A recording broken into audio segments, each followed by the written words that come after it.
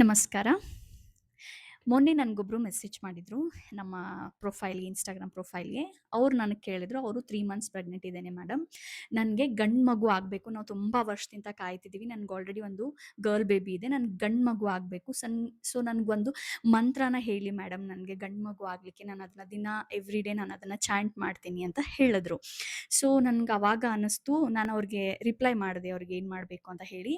ನನ್ಗೆ ಅವಾಗ ಅನ್ನಿಸ್ತು, ಎಷ್ಟೊಂದು ಗರ್ಭಿಣಿ ಸ್ತ್ರೀಯರು ಈ ವಿಚಾರದಲ್ಲಿ ಎಷ್ಟೋ ಒತ್ತಡವನ್ನ ಅನುಭವಿಸ್ತಿರ್ತಾರೆ.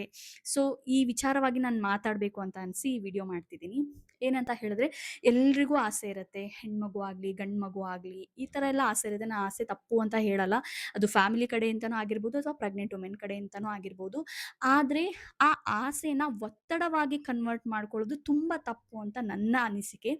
ಯಾಕಂತ ಹೇಳಿದ್ರೆ, ಇಲ್ಲಿ ನೀವು ಒತ್ತಡವನ್ನ ಕ್ರಿಯೇಟ್ ಮಾಡ್ಕೊಳ್ಳೋದ್ರಿಂದ ತಾಯಿಗೆ ಅಥವಾ ಮಾಡೋದ್ರಿಂದ ಫ್ಯಾಮಿಲಿಯಿಂದನೇ ಆಗಲಿ, ನಿಮ್ಮಿಂದನೇ ಆಗಲಿ ಆ ಥರ ಸ್ಟ್ರೆಸ್‌ನ ನೀವು ಕ್ರಿಯೇಟ್ ಮಾಡ್ಕೊಳ್ಳೋದ್ರಿಂದ ನಿಮ್ಮ ಹೆಲ್ತಿಗೆ, ಮಗುವಿನ ಹೆಲ್ತ್ ಮೇಲೆ ತುಂಬಾ ಅಂದರೆ ತುಂಬ ದುಷ್ಪರಿಣಾಮ ಬೀರ್ತಾ ಹೋಗುತ್ತೆ.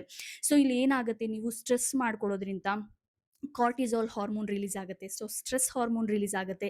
ಇದರಿಂದ ಏನಾಗ್ತಾ ಬರುತ್ತೆ, ನಿಮ್ಮ ಆಪೆಟೈಟ್ ಅಂದರೆ ನಿಮಗೆ ಹಸು ಆಗೋದು ಕಡಿಮೆ ಆಗ್ತಾ ಬರುತ್ತೆ.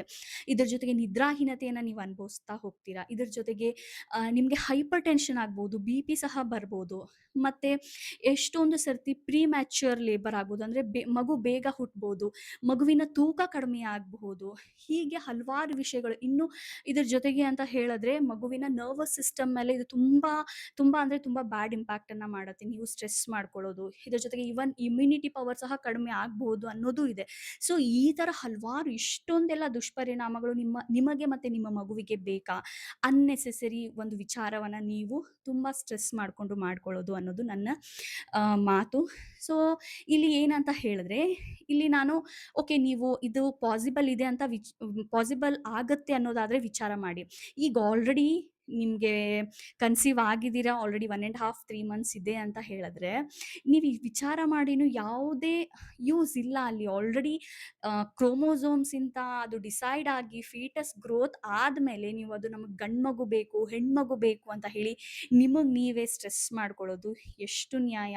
ಸೊ ಇದು ನಿಮ್ಮ ಮಗುವಿಗೆ ನೀವು ಅನ್ಯಾಯ ಮಾಡ್ದಂಗೆ ಆಗುತ್ತೆ. ಸೊ ಹಾಗಾಗಿ ದಯವಿಟ್ಟು ಈ ಒತ್ತಡವನ್ನು, ಈ ವಿಚಾರದ ಒತ್ತಡವನ್ನು ದಯವಿಟ್ಟು ಸ್ಟಾಪ್ ಮಾಡಿ. ಇವತ್ತು ಯಾವುದೇ ಪ್ರೆಗ್ನೆಂಟು ಈ ವಿಡಿಯೋ ನೋಡ್ತಿದ್ರೆ ಆಗಿರ್ಬೋದು, ಅಥವಾ ನಿಮ್ಮ ಫ್ಯಾಮಿಲಿಯಲ್ಲಿ ಯಾವುದೇ ಗರ್ಭಿಣಿ ಸ್ತ್ರೀ ಇದ್ದರೆ ಈ ವಿಡಿಯೋನ ಶೇರ್ ಮಾಡಿ.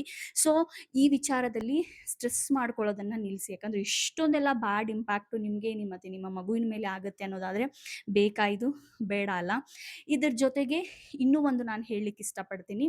ಇಲ್ಲಿ ತಾಯಿ ಸ್ಟ್ರಾಂಗ್ ಆಗಿ, ಕಾಮ್ ಆಗಿ, ಪೀಸ್‌ಫುಲ್ ಆಗಿ, ಹ್ಯಾಪಿಯಾಗಿ ಇರಬೇಕಂತ ಹೇಳಿದ್ರೆ, ಈ ವಿಚಾರವನ್ನು ಮರೆತು ಇರಬೇಕಂತ ಹೇಳಿದ್ರೆ, ಅದರಲ್ಲಿ ಮೇಜರ್ ರೋಲ್ ಪ್ಲೇ ಮಾಡೋದು ಗಂಡನ ಆ, ರೋಲ್ ಪ್ಲೇ ಮಾಡುತ್ತೆ.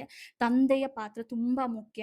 ಅವರು ಎಷ್ಟು ಸಾಧ್ಯ ಅಷ್ಟು ಹೆಂಡತಿ ಅವರೇ ಟೆನ್ಷನ್ ಮಾಡಿಕೊಂಡ್ರು ಅಥವಾ ಫ್ಯಾಮಿಲಿಂದ ಟೆನ್ಷನ್ನೇ ಬಂದರು, ನೀವೇ ಅದನ್ನು ಕಾಮ್ ಮಾಡಬೇಕು. ನೀವೇ ಅವ್ರಿಗೆ ಧೈರ್ಯ ತುಂಬಬೇಕು. ನೀವೇ ಅವ್ರಿಗೆ ಹೇಳಬೇಕು, ತಿಳಿಸಿ ಹೇಳಬೇಕು. ಫ್ಯಾಮಿಲಿಗೂ ತಿಳಿಸಿ ಹೇಳಬೇಕು. ತಪ್ಪೇನೂ ಇಲ್ಲ. ಯಾಕಂತ ಹೇಳಿದ್ರೆ, ಇಲ್ಲಿ 2 ಜೀವಗಳು ಅದರಿಂದ ಒತ್ತಡದಿಂದ ಸಫರ್ ಆಗೋದಕ್ಕಿಂತ ನೀವು ಧೈರ್ಯ ಹೇಳೋದು ಎಷ್ಟು ಇಂಪಾರ್ಟೆಂಟ್ ಆಗುತ್ತೆ. ಅದಕ್ಕೆ ತಂದೆ ಆದವರು ಹೆಂಡತಿಯ ಜೊತೆ ನಿಂತ್ಕೊಂಡು ಧೈರ್ಯ ಹೇಳಿ, ನಿಮ್ಮ ಫ್ಯಾಮಿಲಿಗೆ ಅದ್ರ ಬಗ್ಗೆ ಬುದ್ಧಿ ಹೇಳಿ. ಇಲ್ಲಿ ಯಾವುದನ್ನು ನಾವು ಡಿಸೈಡ್ ಮಾಡೋಕ್ಕಾಗಲ್ಲ. ಇಲ್ಲಿ ಒಂದನ್ನು ನೆನ್ಪಿಟ್ಕೊಳ್ಳಿ, ಆ ಭಗವಂತನ ಇಚ್ಛೆ ಇದು. ಭಗವಂತ ನಮ್ಗೆ ಯಾವುದನ್ನು ಕೊಡ್ತಾನಲ್ಲ, ನಾವು ಅದನ್ನು ಸ್ವೀಕರಿಸಬೇಕು. ನಮ್ಮ ಕರ್ಮಾನುಸಾರ ನಮಗೆ ಏನು ಕೊಡಬೇಕು ಅಂತ ಇರುತ್ತಲ್ಲ, ಪರಮಾತ್ಮ ಅದನ್ನೇ ಕೊಡ್ತಾನೆ, ಒಳ್ಳೆಯದನ್ನೇ ಕೊಡ್ತಾನೆ ಅಂತ ಅಂದ್ಕೊಂಡು ಖುಷಿಯಿಂದ ಸ್ವೀಕರಿಸಿ, ಸಂತೋಷದಿಂದ ಸ್ವೀಕರಿಸಿ ಆ ಮಗುವನ್ನು ಅಂತ ನಾನು ಹೇಳ್ತೇನೆ.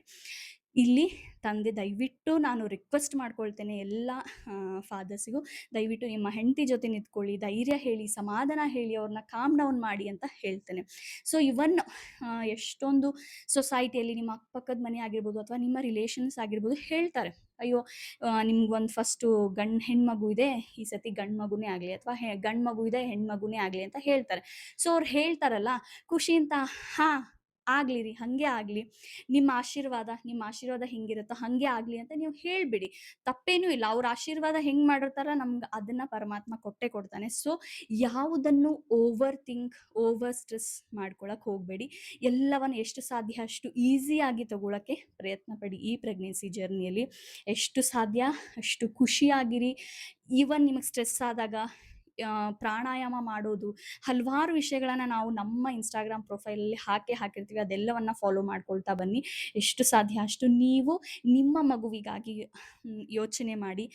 ಎಟ್ ಲಾಸ್ಟ್ ಫೈನಲಿ ಏನು ಯೋಚನೆ ಮಾಡಿ ಅಂತ ಹೇಳಿದ್ರೆ, ಒಂದು ಒಳ್ಳೆ ಆರೋಗ್ಯವಂತ, ಆಯುಷ್ಯವಂತ, ಸಂಸ್ಕಾರವಂತ, ಸದ್ಗುಣ ಸದ್ವಿಚಾರಗಳಿರುವಂತಹ ಒಂದು ಸರ್ವಶ್ರೇಷ್ಠ ಮಗು ಬರಲಿ ಪರಮಾತ್ಮ ಅಂತ ಒಂದನ್ನ ಮಾತ್ರ ಕೇಳ್ಕೊಳ್ಳಿ ಅಂತ ನಾನು ಹೇಳ್ತೇನೆ. ದಯವಿಟ್ಟು ಪ್ರೆಗ್ನೆಂಟ್ ವುಮೆನ್ಸು ದಯವಿಟ್ಟು ಈ ವಿಚಾರದ ಬಗ್ಗೆ ಸ್ಟ್ರೆಸ್ ಮಾಡ್ಕೊಳ್ಬೇಡಿ. ಸ್ಟ್ರೆಸ್ ಮಾಡಿಕೊಂಡು ಹಸ್ಬೆಂಡ್ಸ್ ನೀವಿರ್ತಿರಲ್ಲ, ದಯವಿಟ್ಟು ಅವ್ರಿಗೆ ಸಮಾಧಾನ ಮಾಡಿ ಅಂತ ಹೇಳ್ತೇನೆ. Thank you.